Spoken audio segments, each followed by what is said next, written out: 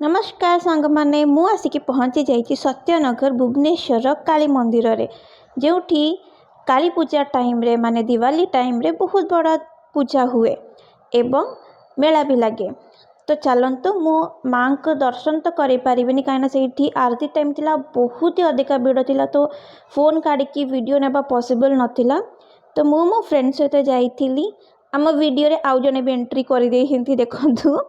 तो आमे दी जन पहुँची जाइलु आराम से बुलिकी से आमे मेला बुलिलु। मेला बुलिकी बहुत सारा जिनस भी किणिलु किछिटा खाइलु भी। तो फर्स्ट मु आपन को देखौछि कि आमे फर्स्ट इयरिंग्स देखिलु। इयरिंग्स तो आम वीकनेस सबु झील मानकर एग्री करेंगे। तापर अलग जिनस भी थिला जोटा कि आपन शॉपिंग करि परिबे। तापर एटा गोटे यूनिक कुल्फी मथुरा केक जोटा कि मेला टाइम रे ही मिले आ मोर फेवरेट। बाकी चाट ये सब जिनस सब किसी आपको अवेलेबल मिल आचार ठू नहीं कि घर जिनस ठू नहीं कि डेकोरेशन रू नहीं कि किसी भी आप चाहते से नहीं पारे अल्प दाम रे। तो आपण जदि ये भुवनेश्वर रोहंती काली माँ का दर्शन निश्चय करके आसतु। से स्टे कनेक्टेड बाय।